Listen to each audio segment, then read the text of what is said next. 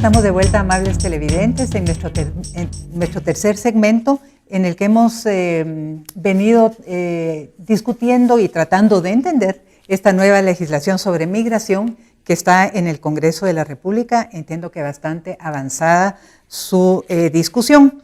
Para hablar de estos temas nos han acompañado y nos siguen acompañando el día de hoy 3 miembros del grupo articulador de la sociedad civil en materia migratoria: Judith Erazo, Osvaldo Samayoa y Danilo Rivera, a quienes reiteramos nuestro agradecimiento por estar aquí hoy con nosotros, ayudándonos a trasladar importantes elementos de este tema, que es de por sí complejo, pero creo que también todos podemos entender, porque como se dice, todos tenemos algún familiar migrante, ¿verdad?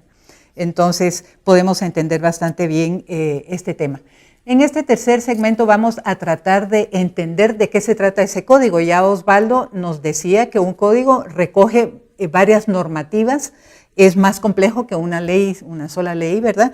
Y entonces ahora vamos a tratar de entender qué son las novedades, cuáles son las partes de este código que interesa que sepamos, porque ahí están reflejados, como ya nos decía Danilo, derechos de la persona migrante, ¿verdad? Entonces, quizá comenzamos con Osvaldo, que ha sido el inspirador, asesor, nos atrevemos a decir arquitecto de este código, aunque él es abogado, como habíamos dicho.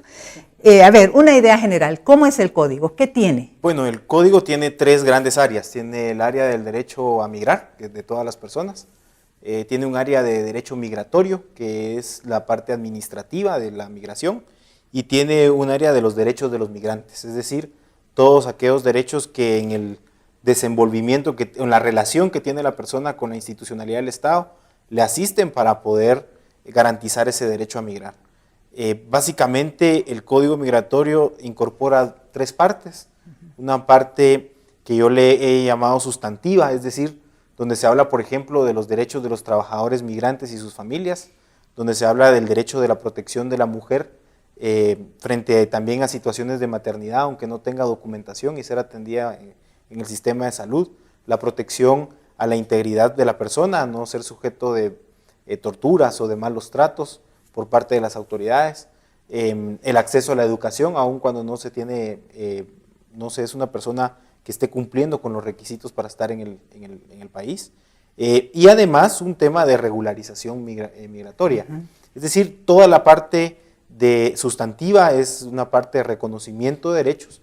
Me parece que es importante resaltar ahí que el migrante guatemalteco, ya se reconoce aquí, que el migrante guatemalteco en otro país tiene derechos que el Estado de Guatemala debe seguirlos tutelando a pesar de no estar en el territorio nacional, y eso se le reconoce una garantía sobre esa persona.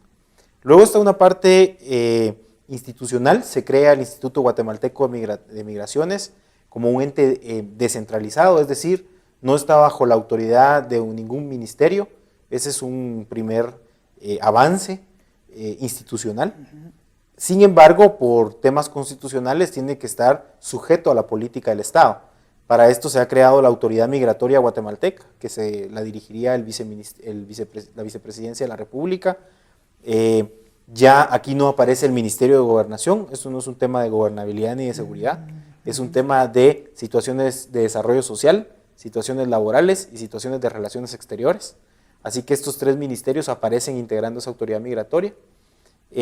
Además, se crea un consejo de atención y protección con una visión de atender a los guatemaltecos que son retornados o a cualquier persona que se encuentre en nuestro territorio y que requiera tener una atención en sus derechos. Me parece importante que se reconoce el derecho a la exhibición personal, es decir, a interponer uno de estos recursos para los migrantes que son de otros países, y al mismo tiempo se reconoce su tránsito libre por el país, pero a la vez bajo ciertas condiciones que pueden ser sancionadas no penalmente, sino que administrativamente, y ese también es un avance.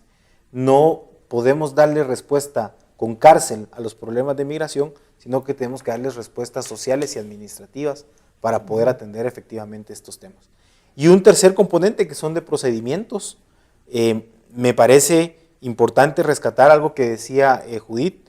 Se reconoce el derecho de las personas a poder requerir a la autoridad la búsqueda de migrantes desaparecidos, la atención de niños, niñas y adolescentes no acompañados o separados de sus familias. Hay algo novedoso en la propuesta de código que ningún país lo tiene regulado de forma efectiva, y es la incorporación de los sistemas de apátridas, refugiados, desplazamiento humano por cuestiones de desastres naturales o situaciones de guerra, que eso es derecho internacional humanitario. Esto ha sonado muy novedoso porque no se ha desarrollado, sería el primer país que lo está integrando, por lo menos en Latinoamérica.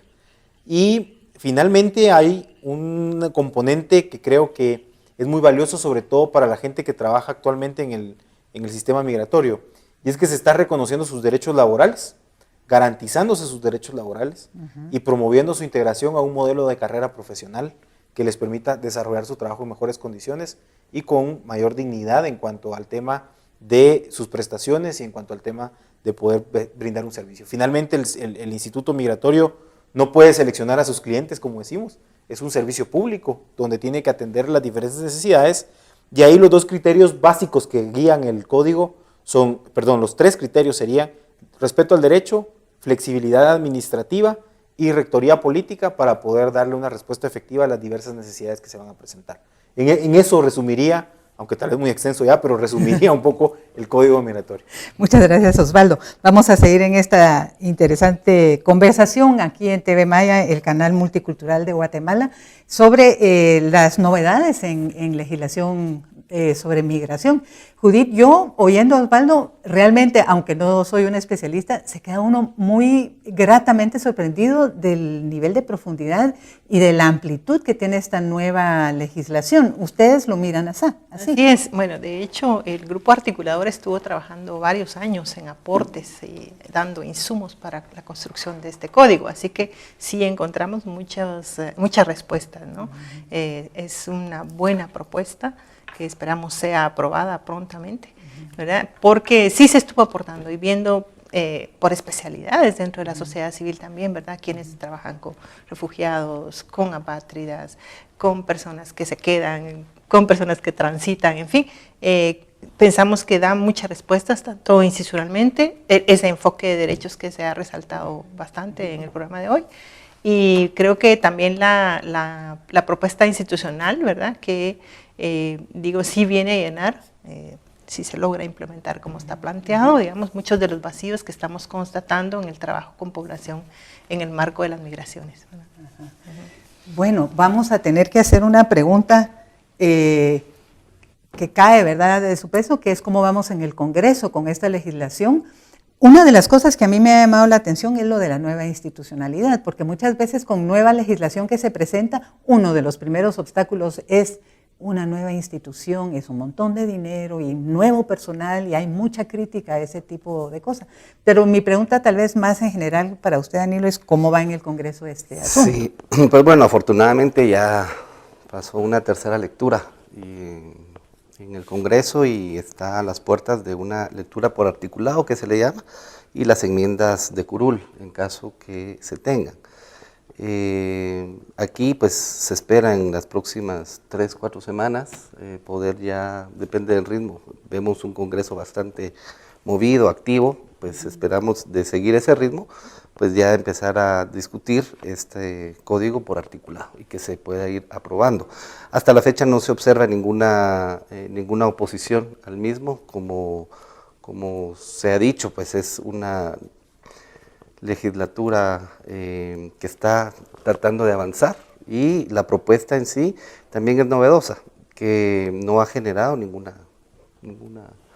problemática, comentario o oposición real, ¿verdad? Yo creo que el trabajo que se ha venido haciendo durante varios años también ha ido posicionando con ciertos actores políticos la importancia de atender este tema y legislarlo como se está proponiendo. Ese realmente es una noticia interesante, digamos, porque hay aquel famoso dicho que dice que al Congreso entra un elefante y sale un mono, ¿verdad? Nunca sale lo que los de la iniciativa presentaron, pero aquí yo lo siento a ustedes satisfechos con cómo va el proceso. ¿Es así? Creo que cuando hablamos de técnica parlamentaria o de acuerdos, hay tres cosas fundamentales. Lo primero, está ampliamente consensuado este código, eso me parece que es fundamental.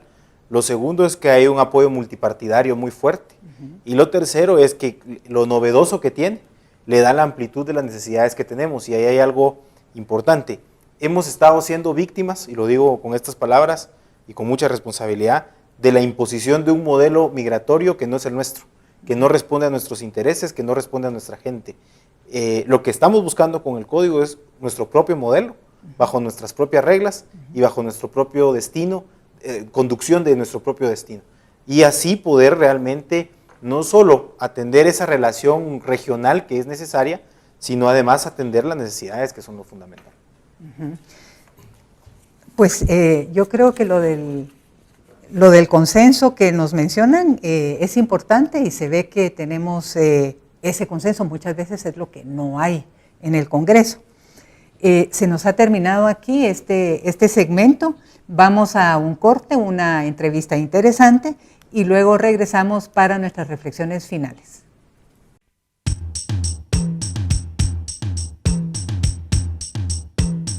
¿Qué tipo de población está solicitando asilo y refugio en Guatemala? ¿Cómo se está dando este proceso, sobre todo con las unidades familiares, la niñez migrante? ¿Y cómo funciona actualmente este proceso para otorgar el estatuto de refugiado a una persona que lo solicita? Primero es importante dar a conocer que así como Guatemala es un país de origen, tránsito y de retorno, también se está convirtiendo en un país de destino, sobre todo para población de Honduras y El Salvador principalmente, por el tema de los desplazamientos forzosos que ellos están realizando, todo el tema de violencia de pandillas, reclutamiento de niñas, niños y adolescentes, y el tema de violencia intrafamiliar, que aunque es un tema que poco se ha dicho, son las principales causas por las cuales las personas están saliendo de sus países, como decimos, de Salvador y Honduras principalmente. En el año 2015, un total de 155 personas solicitaron la condición de refugiado en Guatemala. El total de personas refugiadas que se encuentran en Guatemala, que son 226 ya reconocidas con el estatuto de refugiada, podemos considerar que un 70%, un 80%, mejor dicho, es población centroamericana, personas de Nicaragua, que son personas del conflicto armado interno, que ya son refugiados de larga data. Sin embargo, vemos con mucha preocupación el constante crecimiento de personas salvadoreñas y hondureñas, grupos familiares completos. ¿Qué retos vemos en el Código Migratorio? Con el reglamento, con el Acuerdo Gubernativo 383 que regula la determinación del Estatuto de Refugiado. Primero, consideramos sumamente importante que se desvincule el tema de refugiados del tema de seguridad nacional, ya que el Acuerdo 383 establece la presidencia de la Comisión Nacional al Ministerio de Gobernación, situación que vemos vinculada de manera directa, ¿verdad?, todo el tema de seguridad nacional. En cambio, ya en el Código Migratorio vemos que se desvincula al Ministerio de Gobernación de la Presidencia y pasa al Ministerio de Relaciones Exteriores. Consideramos, pues, esto es muy importante, ¿verdad?, como para darle un enfoque mucho más humanitario.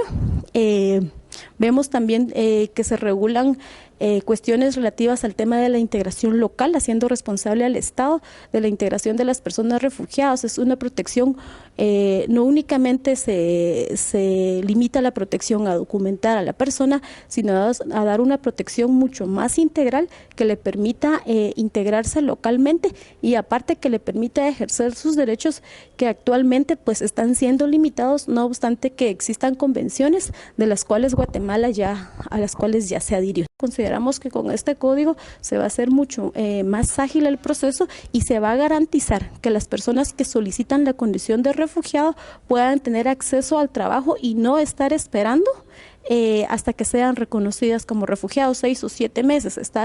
Se garantiza el refugio temporal y por tanto el goce de los derechos que la persona tenga cuando ya es reconocida.